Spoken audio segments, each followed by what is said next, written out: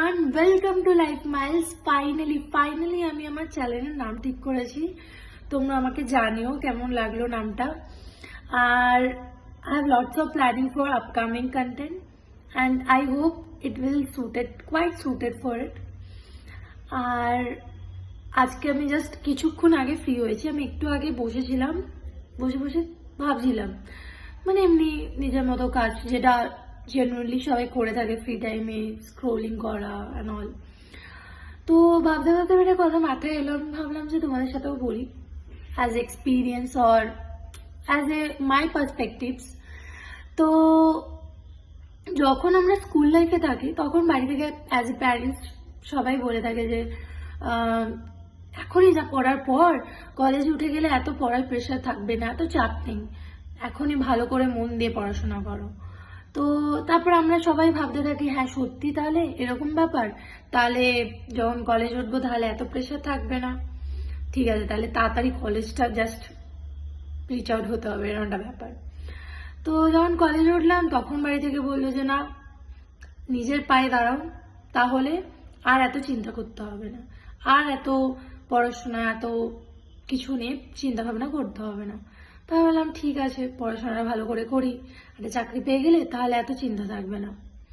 তারপর college life থেকে দেন চাকরি পাওয়ার পর মনে হলো যে না, কি করছি বুঝতেই পারছি না, লাইফটা কোন দিকে যাচ্ছে, কি হচ্ছে, যেটা এম করছি সেটা কেনার মতো পকেট পারমিট করছে না, বা যেখানে যেতে চাইছি সেটা কিভাবে যাবো, বা আমরা তখন ভাবি যে কিভাবে একটা গুড পজিশন অ্যাচিভ করব, বা বেটার প্রমোশন পাবো, বা বেটার কোম্পানি বা বেটার এনভায়রনমেন্ট পাবো, ওয়ার্ক এনভায়রনমেন্ট, বা কারোর ওয়ার্ক প্রেশার এত থাকে দ্যাট ওয়ার্ক লাইফ ব্যালেন্স হয় না।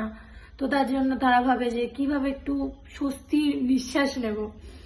তো এরকম, তো এটাই মেন থিং ইজ যে মানে ডে বাই ডে আমাদের রেসপন্সিবিলিটি, আমাদের লার্নিং, এভরিথিং একটা বাম্পার ধামাকা হয়ে, মানে একটা বাম্পার প্যাকেজ হয় না, সেরকম ভাবে আসে, কোনোদিন ওটা কমে না, দিনকে দিন বাড়ে।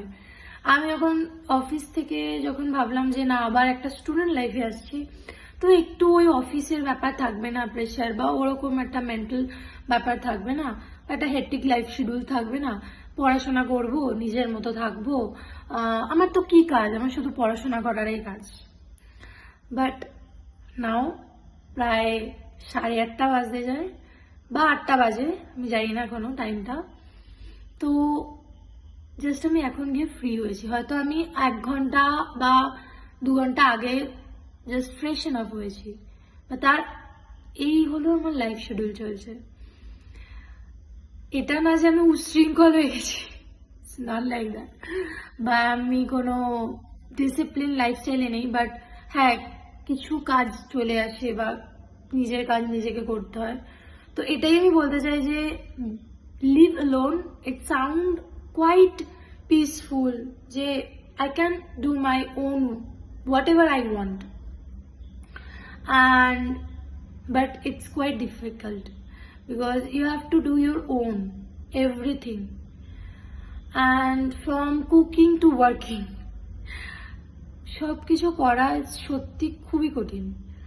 আর life give you challenge that throw at you every point of time. You have to face it.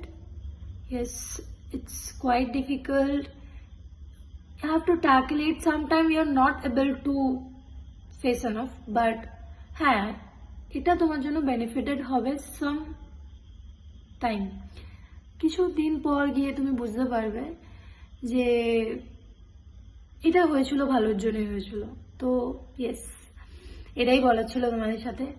আর আমি চাই হ্যাঁ আমার life it's being quiet, be alone, but it's mine and I enjoy it, and I'm very much optimistic that I will be getting a good lesson, knowledge, or hope, good achievements from there.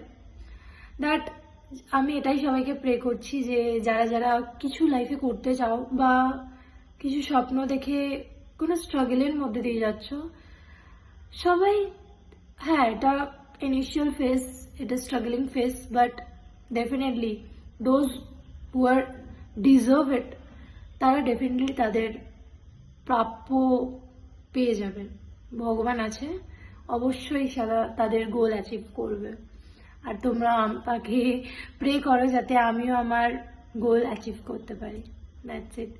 চলো, অনেক কথা বলে নিয়েছি আমি, চলো tata, bye bye.